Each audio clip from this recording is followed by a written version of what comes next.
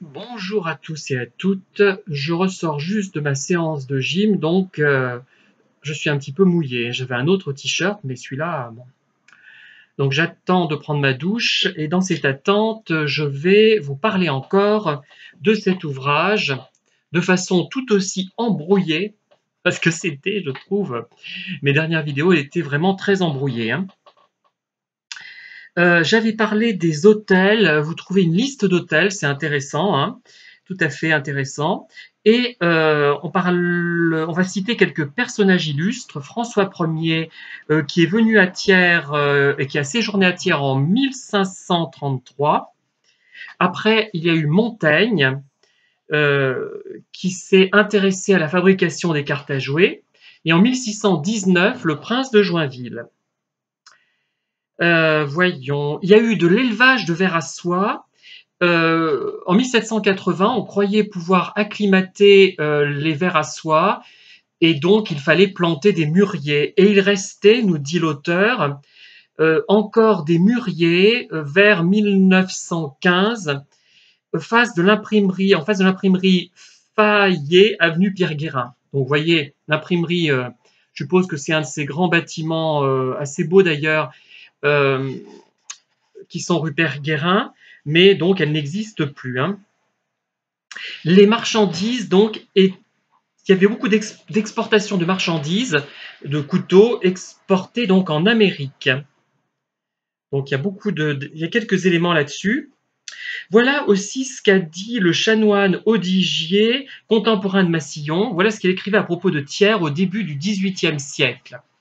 Cette ville est grande et avec cela trop petite pour le peuple qu'elle contient. Il y a des maisons bien bâties où l'on est logé commodément. C'est la ville d'Auvergne la plus considérable pour le commerce. Le papier qu'on y fait est le meilleur d'Europe. On oublie souvent ce rôle, le rôle par rapport à la papeterie, aux papeteries de Thiers, hein. On transporte dans tout le monde des couteaux et les ciseaux qu'on y travaille. On y faisait autrefois les meilleures cartes d'Europe, mais les ouvriers ont presque tous passé dans les pays étrangers depuis qu'on a voulu mettre un impôt sur leurs marchandises. Voilà, c'est intéressant quand même, hein. Euh, un détail intéressant par rapport aux boucheries. En 1744, nous fait remarquer l'auteur, on ne mangeait pas forcément de la viande tous les jours. Il y avait à Thiers 24 bouchers, dont le plus important était Paul Roux dans le quartier de la Porte-Neuve. C'est pas très loin de chez moi. Je descends une partie de la rue des Ors, la rue Gabriel Marc et la Porte-Neuve, c'est par là à peu près, hein. Il y avait une belle construction d'ailleurs que je regrette, avec ça faisait un peu portion de château avec pont-levis. Alors les arts maintenant, qu'est-ce qu'on nous dit? Il faudrait que je me penche sur cette œuvre d'Honoré d'Urfé, l'Astrée. Donc, quand je passe à Bouin, il y a toujours cette référence à l'Astrée. Un Tiernois a publié en 1610, sorti des presses Rigaud, imprimeur à Lyon, un livre intitulé Le bouquet de la feintise liée d'une soie déliée par la constance et que l'amour a fait d'un lys et d'une rose où sont ensemble pliés les amours fleuris du baron de Belle-Rose et de la marquise de Bolis par Bernard Astier, avocat au pays d'Auvergne. Ce Bernard Astier était né à Thiers le 22 décembre 1593 et il mourut à Thiers en 1655. Donc vous voyez, il y a beaucoup de choses à creuser finalement à Thiers, hein. J'avais aussi, mais c'est un projet par rapport à une lettre d'un dramaturge de Thiers, dont je ferai un livre dans quelques années, enfin dans les années qui viennent, je ne sais pas exactement quand. Qu'est-ce qu'il y a d'autre? Donc c'était le courant précieux apparemment. Alors, évidemment,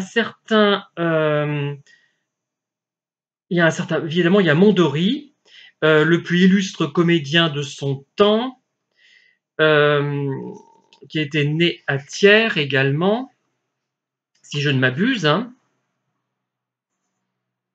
En fait, c'était Guillaume Desgilbert, hein, qui est parti étudier le droit à Paris, et il a pris le pseudonyme de Mondori. Voilà, c'est ça.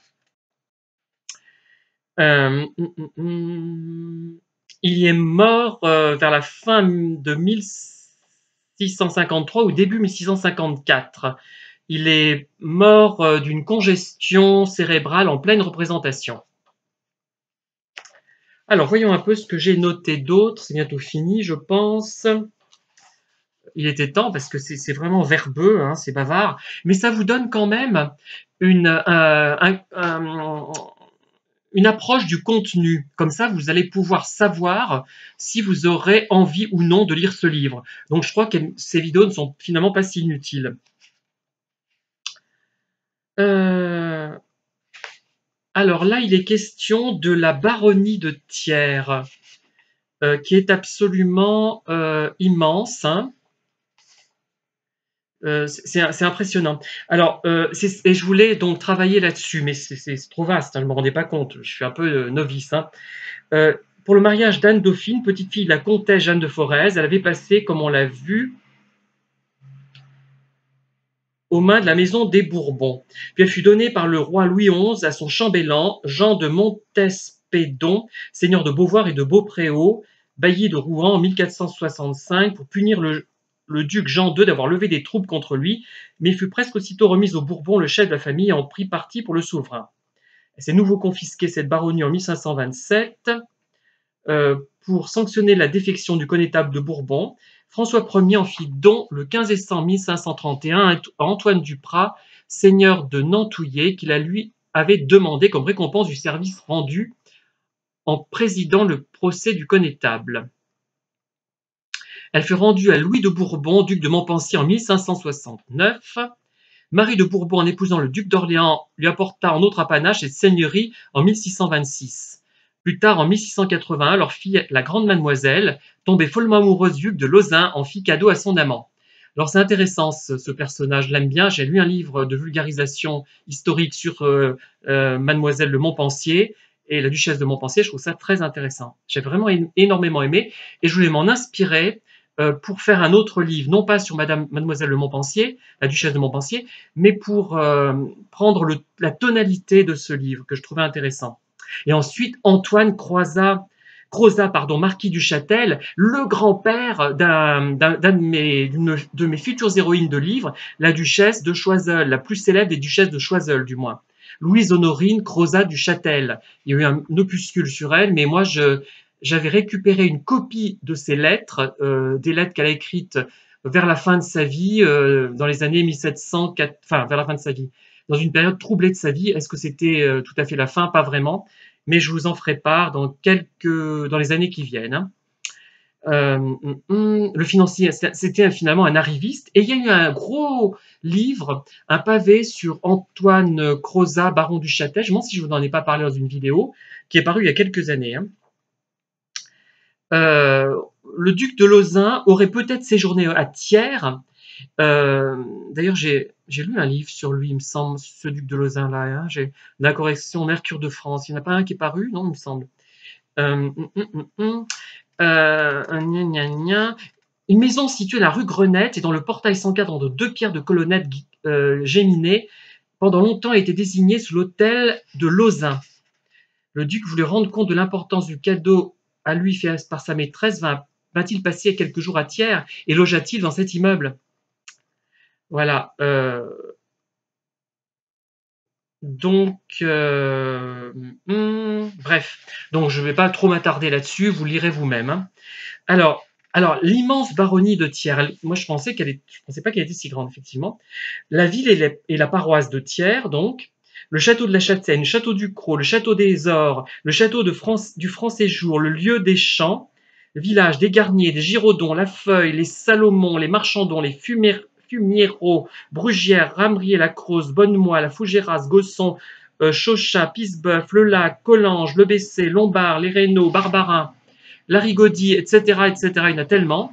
La paroisse du Moutier, le bourg de l'église de Saint-Rémy, le bourg d'Arconsa, Celles, la paroisse d'Escoutou, la paroisse de Néronde, la paroisse de Péchadoire, la paroisse de Saint-Jean-d'Eur, la paroisse de Palière, la paroisse de Dora, la paroisse de Nouaya. Qu'est-ce qu'il y a eu d'autre? Et je crois que c'est à peu près tout, mais c'est immense. Hein. Après, je crois que c'est à peu près tout ce que j'ai relevé. Et ce que je déplore, c'est toutes ces notes en fin de volume. J'ai du mal. Moi, j'arrive pas. C'est pas mon truc. Hein. Je ne le fais pas dans mes livres. Je refuse de faire ça. Même si jamais j'avais un éditeur, je refuserais de le faire. Je trouve que ça coupe la lecture. Il faut tout mettre dans le corps du texte, quitte à utiliser un autre format d'écriture. Voilà, je vous laisse cette fois. À bientôt.